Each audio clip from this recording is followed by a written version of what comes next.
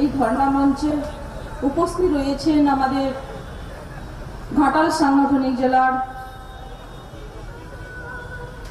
কার্যকর্তাবৃন্দ, এছাড়া উপস্থিত রয়েছেন ব্যারাকপুর সাংগঠনিক জেলার কার্যকর্তাবৃন্দ। তাকে সকলকে আমার শ্রদ্ধা এবং নমস্কার জানাই। এছাড়াও এই পশ্চিমবঙ্গের রাজধানী কলকাতার বুকে যে ধর্মতলায় আজকে ধর্ণা মঞ্চ, সেই ধর্মতলার যে আমার এই ধর্ণা মঞ্চ থেকে মাইকের আওয়াজ যতদূর যাচ্ছে, সকল ব্যক্তিকে, সকল সুবুদ্ধি সম্পন্ন ব্যক্তিকে এবং পথচলতি মানুষ, দোকানপাট সকলকে আমার নমস্কার এবং শ্রদ্ধা জানাই। আপনারা জানেন যে আজ ভারতীয় জনতা পার্টির পক্ষ থেকে যে ধর্ণা মঞ্চ, এই ধর্ণা মঞ্চ হচ্ছে নারীদের সুরক্ষার জন্য এবং এক নারী যেভাবে আরজি করে হসপিটালে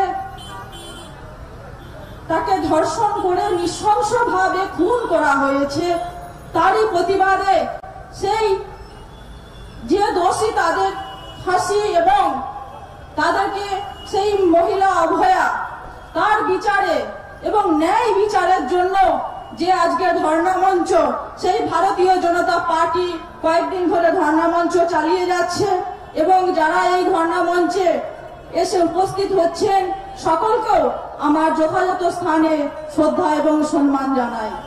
আপনারা জানেন যে যুগ যুগ ধরে বিশ্ব ব্রহ্মাণ্ডকে যখন অসুরের আবির্ভাব হয়েছে, যখনই এই বিশ্ব ব্রহ্মাণ্ডে কোন অসুরের অশুভ শক্তির আবির্ভাব হয়েছে, তখনই কোন না কোন নারী শক্তি এই অশুভ শক্তিকে বিনাশ ঘটিয়েছে।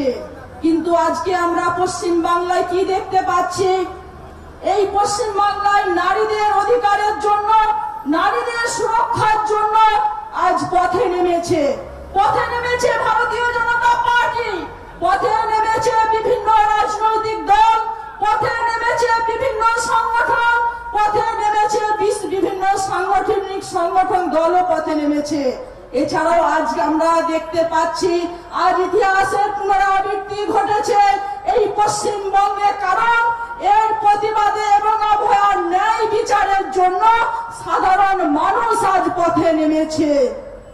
আজ পথে নেমেছে 8 থেকে 80 বছরের মানুষ পথে নেমেছে। আজ পথে নেমেছে ভারতবর্ষের মানুষ পথে নেমেছে। যে ভারতবর্ষ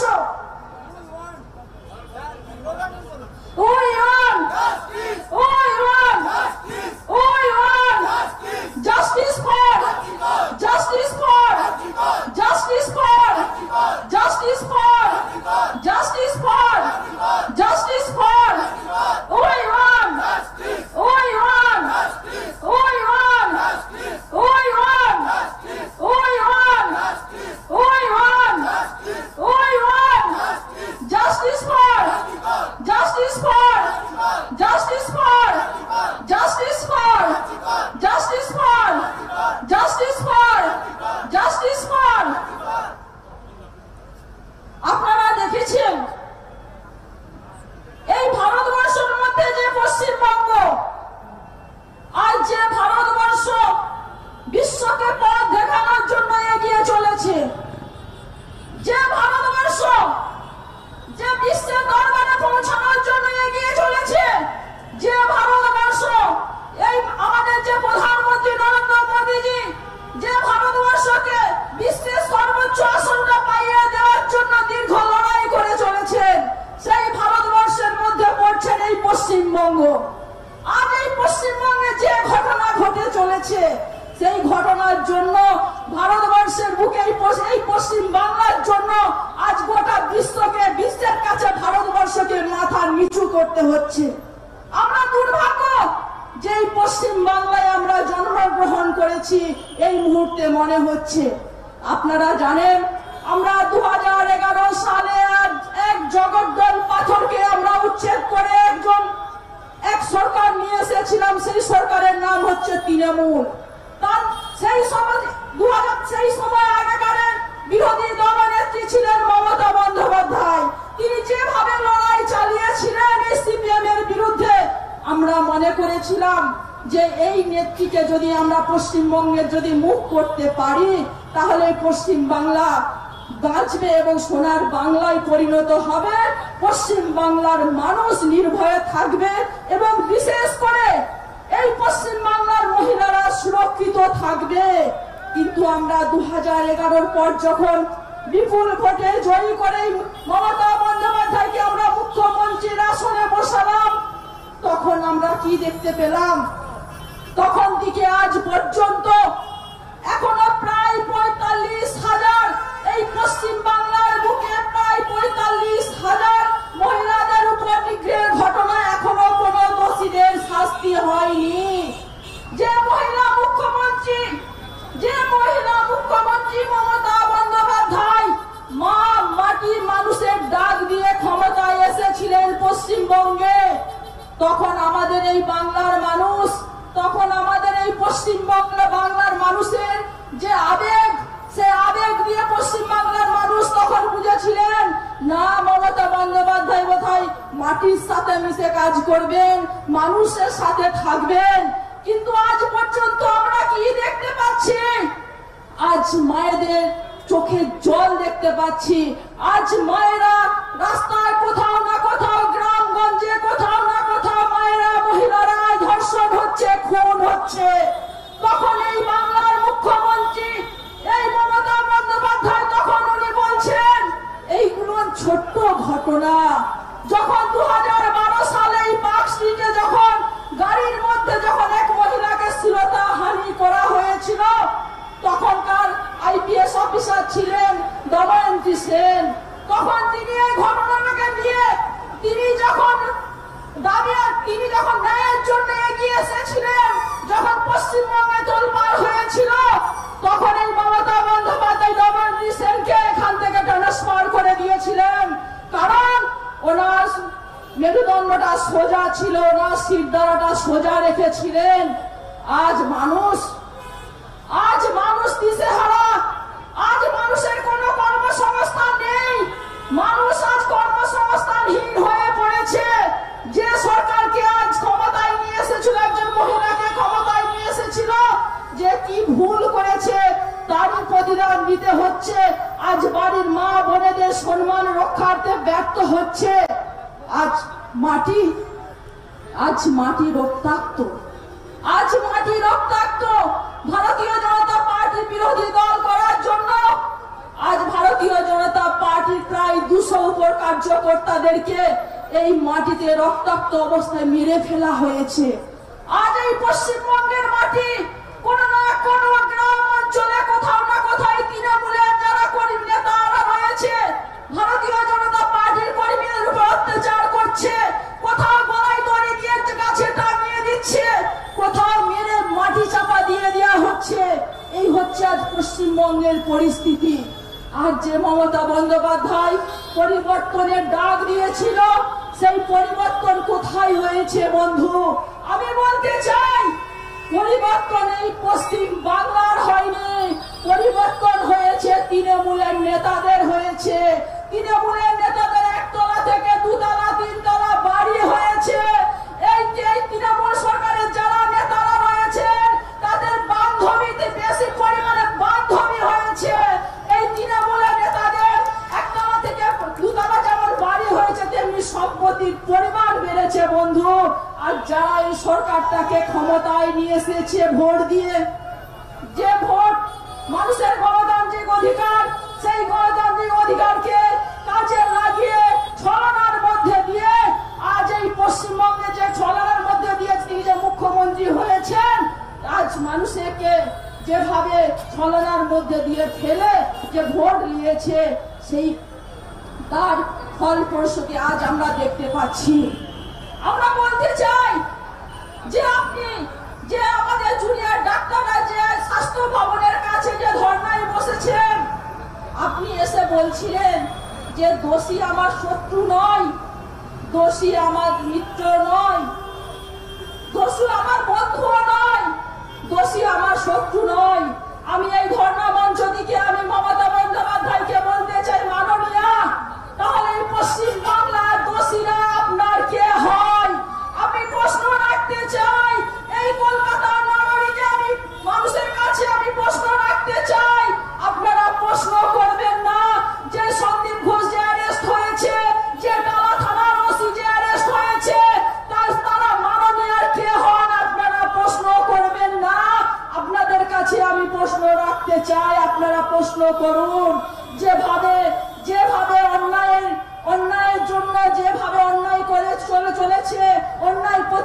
জন্য সকল মানুষ পথে নেমেছেন।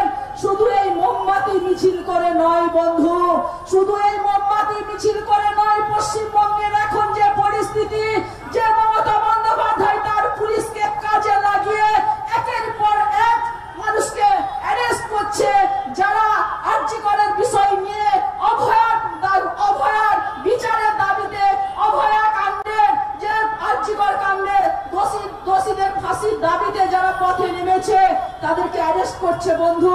এইসব পুলিশদের সাথে, এইসব মমতা বন্দ্যোপাধ্যায়ের পোষা পুলিশের সাথে বন্ধু মোমবাতি নয়, শুধু মিছিল করে, শান্তিপূর্ণ মিছিল করে নয় বন্ধু, এদের জন্য এরা যেভাবে আমাদেরকে মানুষের উপর অত্যাচার করছে সেইভাবে এদেরকে উত্তর দিতে হবে। তাই বলবো, আপনারা দেখেছেন কালকে সন্ধ্যাবেলা যে মমতা বন্দ্যোপাধ্যায়ের বাড়িতে আমাদের জুনিয়র ডাক্তারদেরকে ডেকেছিলেন, যেভাবে একটা গ্রামের মহিলাদের মতো মমতা বন্দ্যোপাধ্যায় আজকে যিনি এই পশ্চিমবঙ্গের শাসনভার নিয়েছেন, যার হাতে রয়েছে পুলিশ প্রশাসন, তিনি আজ একটা গ্রামের সাধারণ মেয়েদের মতন দাঁড়িয়ে রয়েছে উঠানে। কারণ উনি বুঝে গিয়েছেন ওনার যে আসন্ন সময় চলে এসেছে। আপনারা দেখেছেন যে জুনিয়র ডাক্তারদেরকে ভয় দেখানোর জন্য ডিজিকে সাথে করে নিয়ে দাঁড়িয়ে রয়েছেন যাতে বিতর্কগ্রস্ত হয়। তাই বলতে চাই আমি, মাননীয়া, ওই জুনিয়র ডাক্তারগুলো আপনার পোষা পুলিশের মতো নয়, শিবতলাটাকে ভেঙে রয়েছে, শিবতলাটা সোজা নয়। এরা হলো আমাদের যাদেরকে আমরা ভগবানের পর যাদেরকে আসন দিয়ে থাকি, সেই জুনিয়র ডাক্তার আজ আপনার চোখে চোখ রেখে কথা বলে এসেছে। এই হচ্ছে আমাদের সমাজের ডাক্তার, যাদেরকে আমরা ভগবানের সঙ্গে তুলনা করে থাকি। আপনারা জানেন যে যখনই পশ্চিমবঙ্গে একটার পর একটা ঘটনা ঘটে চলেছে, যখনই কোনো না কোনো মহিলা ধর্ষণ হচ্ছে, খুন হচ্ছে, তাকে মেরে ফেলা হচ্ছে, তখনই যেমন আমাদের কাকদ্বীপের এক ঘটনা, উনি তখন বলছেন যে যদি ফুল রেপ হয় তাকে 40,000 টাকা দেয়া হবে, আর যদি হাফ রেপ হয় তাকে 15,000 টাকা দেওয়া হবে। আমি একজন মহিলা হয়ে আমি লজ্জিত বোধ করছি, এবং এই পশ্চিমবঙ্গ মানুষের কাছে, পশ্চিমবাংলার সুবুদ্ধি সম্পন্ন মানুষের কাছে, পশ্চিমবঙ্গের মায়েদের কাছে আমি প্রশ্ন রাখতে চাই, আমরা কি এই সরকার চেয়েছিলাম? এই জন্য কি একজন মহিলা মুখ্যমন্ত্রীকে চেয়েছিলাম যিনি আজ মহিলাদের দাম টাকায় বেঁধে দিয়েছে? আমরা এইরকম সরকার চাইনি বন্ধু। যেমন এক হলদিয়ার ঘটনায় মা মেয়েকে পুড়িয়ে, ধর্ষণ করে পুড়িয়ে খুন করে দেওয়া হয়েছিল, তখন এই মহিলা মুখ্যমন্ত্রী চুপ ছিলেন। কামদুনির ঘটনা, যখন এক স্কুল ছাত্রী যখন কলেজ থেকে যখন বাড়ি ফিরছিল, তখন এই তৃণমূলের কিছু আশ্রিত গুন্ডা, তৃণমূলের কিছু আশ্রিত কর্মী তখন এই বোনটিকে নাভি পর্যন্ত চিরে খুন করে দেওয়া হয়েছিল। তখন উনি বলেছিলেন ছোট ঘটনা। যখন সিউড়িতে যখন ঘটনা ঘটেছিল, মহিলার উপর অত্যাচার হয়েছিল, তখন ওই মহিলা মুখ্যমন্ত্রী বলেছিলেন ছেলেরা কি একটু আধটু দুষ্টুমি করবেন না? আপনারা বলুন তো, আমরা এই জন্য কি একজন মহিলা মুখ্যমন্ত্রী করেছিলাম যিনি বলছেন একজন মহিলা যখন ধর্ষণ হচ্ছে, খুন হচ্ছে, তখন এই মহিলা মুখ্যমন্ত্রী বলছেন ছেলেরা কি একটু আধটু দুষ্টুমি করবেন না? তাই আমি প্রশ্ন রাখতে চাই পশ্চিমবঙ্গবাসীর কাছে, যারা এই যে ছেলেরা এরকম মহিলাদের উপর অত্যাচার করছে, ধর্ষণ করছে, খুন করছে, এই দুষ্টু ছেলেরা কি আপনারই নেতৃত্বে বা বড় হচ্ছে? আপনাদের কাছে প্রশ্ন রাখতে চাই মাননীয়া। আপনারা জানেন যে পশ্চিম বাংলা সোনার বাংলা, যেই পশ্চিম বাংলা ঐতিহ্যের বাংলা, যেই পশ্চিম বাংলায় রয়েছে আমাদের বিদ্যাসাগর মহাশয়, যেই পশ্চিম বাংলায় রয়েছেন আমাদের মাতঙ্গিনী হাজরা, যেই মাতঙ্গিনী হাজরা জানতেন যে যখন উনি স্বাধীনতা দিবস, স্বাধীনতা আমাদের জাতীয় পতাকা নিয়ে বেরিয়েছিলেন, যে উনি বেরোলেই তোমাকে খুন করা হবে, শুট করা হবে, তার সত্ত্বেও আমাদের জাতীয় পতাকা নিয়ে উনি কিন্তু এগিয়েছিলেন শুধু দেশকে স্বাধীন করার জন্য। সেই ইতিহাসের আজ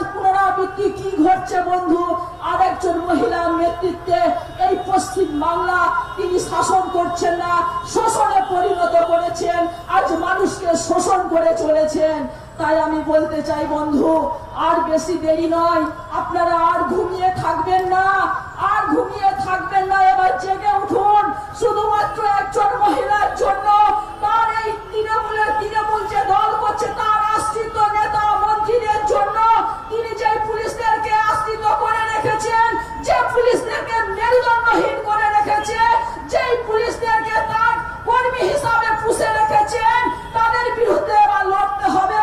এই পশ্চিমবঙ্গকে আবার সোনার বাংলায় পরিণত করতে হবে, এই পশ্চিম বাংলাকে আবার শোষণ মুক্ত করতে হবে, এই পশ্চিম বাংলাকে আবার ফিরিয়ে নিয়ে আসতে হবে।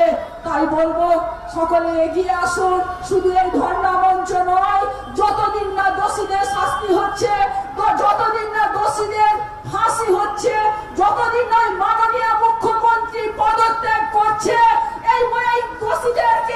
এই দোষীদেরকে আড়াল করার জন্য যেভাবে উকিল লাগিয়ে রেখেছেন, সামনে বলছেন, মিডিয়ার সামনে বলছেন আমিও দোষীদের শাস্তি চাই, কিন্তু আমি মাননীয়কে বলতে চাই, আপনি যদি দোষীদের ফাঁসি চান, তাহলে কপিল সিব্বল এত বড় উকিলকে কেন লাগিয়ে রেখেছেন?